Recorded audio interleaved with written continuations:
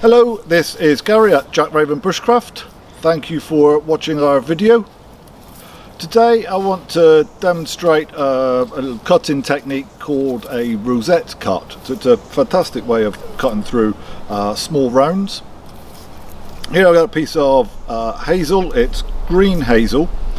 So I wouldn't use a rosette cut to cut a piece of seasoned hazel. I could probably just snap it either across my knee or in a good snapping tree.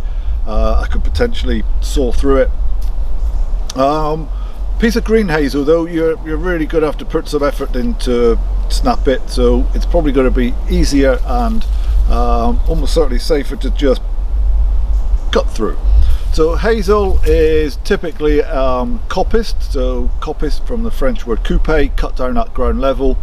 And we take advantage of a tree's natural ability to regenerate. So for instance, if it's been grazed by an animal, maybe blown over in a storm, all of those kinds of things.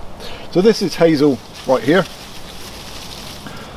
In terms of bushcraft uses, well, for one thing, it's kind of the woodsman's friend. Traditionally been used for all kinds of things, from handles from besom brooms, pegs for thatch roofs, hurdles, kind of fences, bean poles, all of that kind of thing. In bushcraft, I use hazel pretty regularly actually. So this could be longer. I could use it to make the bow for a bow drill set. Seasoned, I could use this to make the spindles for a bow drill set. Piece about this kind of high is going to make a fairly decent survival bow. I could use it to make pot hangers, tent pegs, parts of traps. So it's a really useful thing for us. So in terms of the rosette cut, what I'm going to do, I'm going to hold the knife's in my right hand in a reinforced grip or fist grip, so thumb wrapped around the knife. I'm going to hold the stick in the middle here, so in the same kind of way. Now if I kind of like this, bring my shoulders up, I'm working, I mean it cuts the blood supply off essentially, so you wouldn't just kind of be shoulders relaxed. If I'm like this, so arms out in front of me because I'm a bit worried about what's going on, it's just going to make my arms really tired really quickly. So I just want to be nice and relaxed, arms down by my side, elbows kind of tucked in here.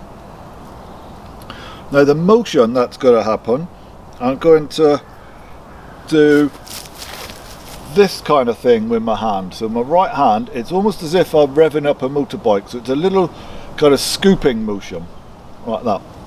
But the actual work is going to come from my left thumb, so I'm going to push with my left thumb. In terms of the part of the knife, I'm using the part of the knife closest into the handle.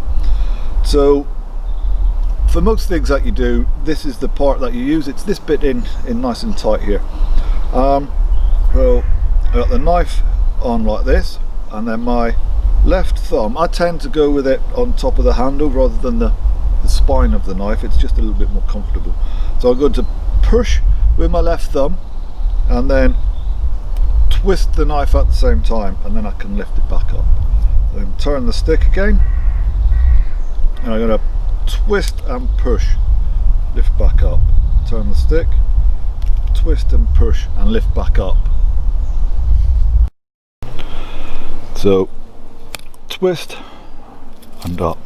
So push with my left thumb, twist with my right hand, turn the stick, and hopefully we end up going all the way around and in the same place that we started.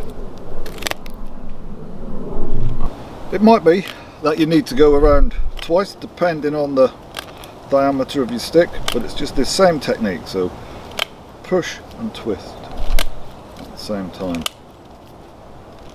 So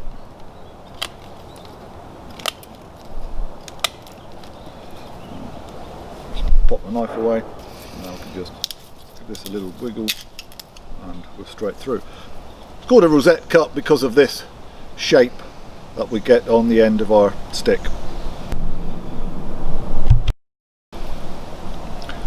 So hopefully guys, that's going to be of use to you.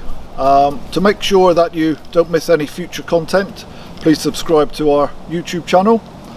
In the meantime, stay safe and take care.